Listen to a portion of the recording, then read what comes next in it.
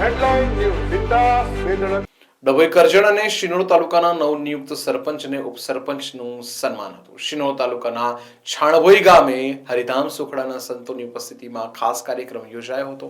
આ પ્રસંગે સંખ્યામાં 3 તાલુકાના હરિભક્તો ઉપસ્થિત રહ્યા હતા. ડભોઈ કરજણ અને શિનોર તાલુકામાં હરિધામ સુખડાના પૂજ્ય બ્રહ્મલીન હરિપ્રસાદ સ્વામી અને પૂજ્ય પ્રેમ સ્વરૂપ સ્વામીના આશીર્વાદ સાથે આગામી 28 ડિસેમ્બરના રોજ યુવા મહોત્સવની ઉજવણીના નિમંત્રણ પાઠવવા તેમજ હાલ યોજાયેલ ચૂંટણીમાં નવનિયુક્ત સરપંચ અને ઉપસરપંચના સન્માનનો કાર્યક્રમ શિનોર તાલુકાના છાણાભોઈ ગામે યોજવામાં આવ્યો હતો, જેમાં મોટી સંખ્યામાં હરિભક્તો હાજર રહ્યા હતા. આ પ્રસંગે સેવક સ્વામી સત્યપ્રકાશ સ્વામી, શ્રીજી વલ્લભ સ્વામી તેમજ સાધક સ્વામી ખાસ ઉપસ્થિત રહી આશીર્વચન પાઠવ્યા હતા.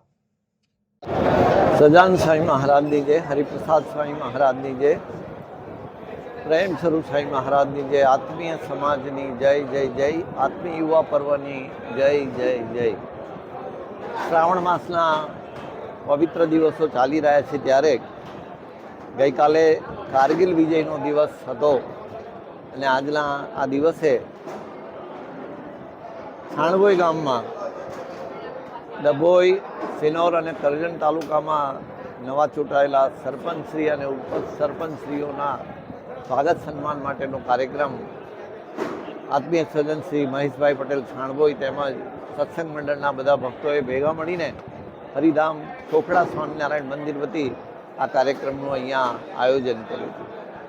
આગામી 27 ડિસેમ્બરના રોજ છાણભોઈ મુકામે એક ભવ્ય દિવ્ય યુવા મહોત્સવ થવા જઈ રહ્યો છે.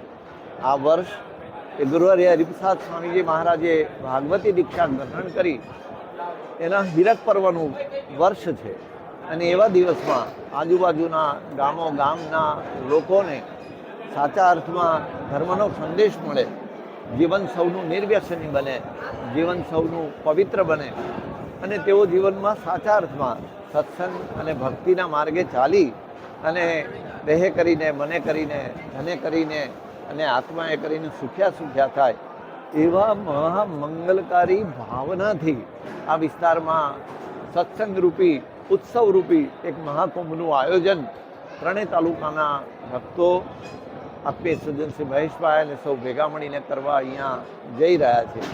એ નિમિત્તે આજે અહીંયા આ એક સરસ મજાના સરપંચશ્રીઓના સન્માનનો કાર્યક્રમ કરવામાં આવ્યો હતો. સંતપરે પૂજ્ય સેવક સ્વરૂપ સ્વામીજી, પૂજ્ય શ્રીજી વલ્લભ સ્વામીજી, પૂજ્ય સત્યપ્રકાશ સ્વામીજીના સાનિધ્યમાં સૌએ ઠાકોરજીનું પૂજન પુષ્પાર્પણ કરી અને આશીર્વાદ દીધા છે. સૌ સંતોએ પણ તેઓને શાલ અર્પણ કરીને ગુરુહરિ સ્વામીશ્રી તથા પ્રગટ ગુરુહરિ પ્રેમ સ્વરૂપ સ્વામીજીની મૂર્તિ અર્પણ કરીને અને સાથોસાથ હાર તોરાથી તમામ સરપંચશ્રીઓનું સ્વાગત કર્યું છે. આવનારા દિવસોમાં આ વિસ્તારમાં ઘરે ઘર સુધી આ આત્મીય યુવા મહોત્સવના ઉત્સવનો સંદેશો પહોંચે અને સૌ સત્સંગ અને ભક્તિના માર્ગે ચાલી અને સાચા અર્થમાં ધાર્મિક, પવિત્ર અને સદાચારી જીવન સૌ જીવે એ ભગવાન શ્રી સ્વામિનારાયણનો સંદેશ છે. તો એ ભગવાન સ્વામિનારાયણનો સંદેશો ઘરે ઘરે વ્યાપક કરવા માટે આ ઉત્સવ સર્વોપરી નિમિત્ત બને અને સૌનું જીવન ધન્ય બને એવી ભાવના સાથે સૌને જય સ્વામિનારાયણ. અસ્તુ.